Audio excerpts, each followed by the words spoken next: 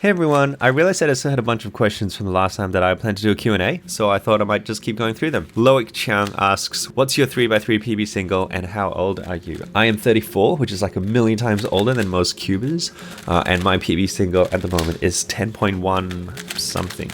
I don't know. I'm chasing that sub 10 single, which I hope will happen by the end of the year. Max and Moran asks, do you intend to start or get good at other events like Big Cube, Square One, etc.? That completely implies that I'm not good at those events. Thank you, Maxon. Although you are completely right. So I have a couple of Square One cubes, but for some reason I have very, very little interest in getting good at it, so no for that.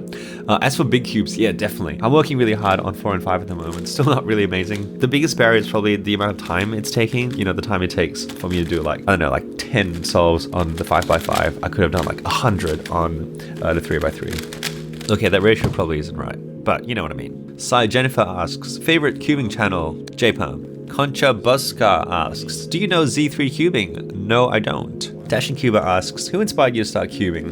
No one in particular got me started, but definitely people are keeping me going. The people I cube with, which is often my daughter. Do you think that cubing is addictive?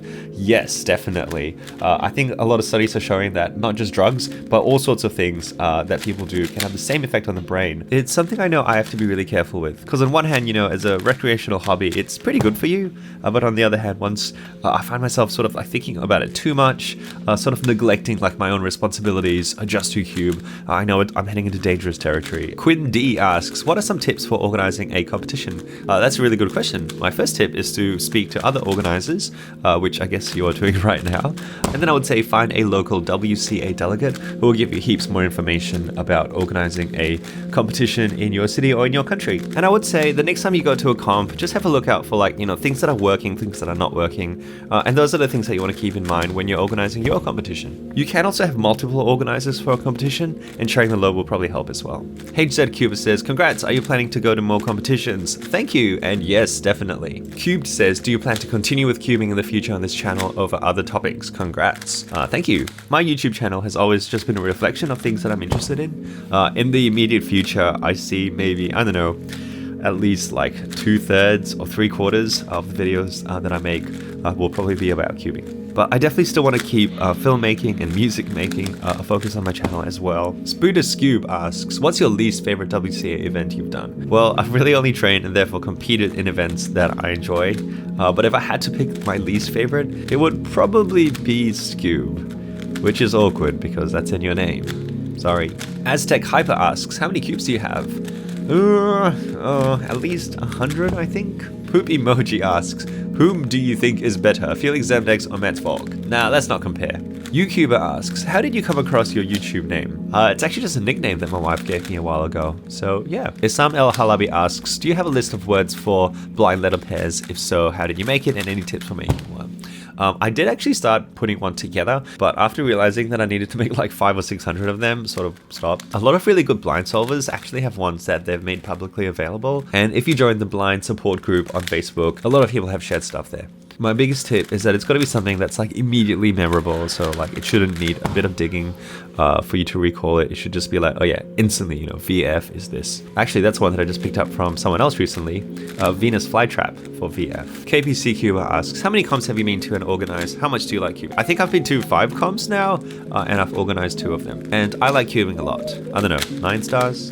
Ooh, my son has come into the room and he's made a really, really cool Lego thing. That is so amazing. Well done. Good job. High five. I love Lego. Yeah, you do.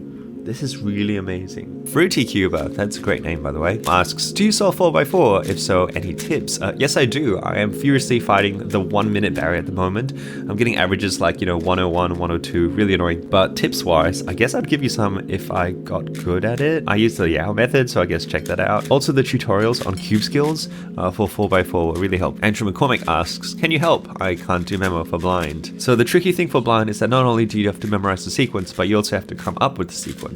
I would suggest maybe practicing those things separately. So try practicing coming up with sequences as quick as you can, or just doing that without the memorization, and then practice just memorizing without having to develop sequences. If you see videos of me blind solving, you'll see that I'm mouthing the words because the process of sort of speaking it out usually helps with memorization. Unique fingers, ooh, I'm intrigued, asks, do you know any ZBLL or CBLL algorithms? no. KVDM Gaming asks, what is your 4x4 PB single? At the moment, it is 45 seconds. Remy Speed Cubing asks, when you're organizing a cubing competition, can you participate in the comp and compete? Yes, you definitely can. It's a little bit harder because there's other things that you're looking out for at the same time. Probably the more difficult thing is finding the time to warm up on the day and then practice leading up to it too, because your head's in two spaces. But yeah, you definitely can take part in it. Billy's Avocado asks, where is your wife? Is she a Cuba? My wife is currently at work, although I'm guessing that you mean in relation to the videos. Well, answering the second question might maybe explain the first one, and it's that she is not a Cuba. In fact, she has such a little interest in cubes.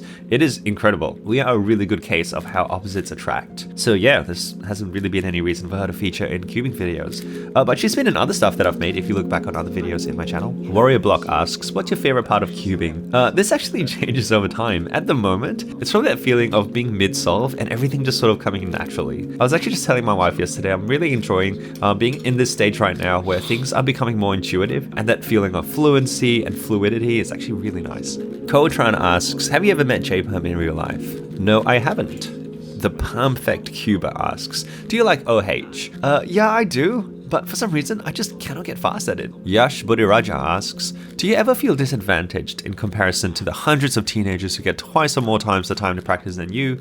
Or do you feel that your experience outweighs that? That's a really great question. On one hand, definitely. I've got a full-time job. I'm a husband and a dad. I'm also really involved with church, which I absolutely love. And so, yeah, compared to that, I definitely don't have the amount of time that young teenagers do, which is why a lot of people, including Felix, have said that cubing is a young person's sport. But having said that, I have made quite a bit of time to cube, and it's not like I'm trying to beat all those teenagers. I think that the healthiest attitude people should have towards cubing is just trying to get the best time that they can. And that's it for this one. I've still got some other questions that have to do with filmmaking and other things in my life, but I'll save that for another video. See you next time.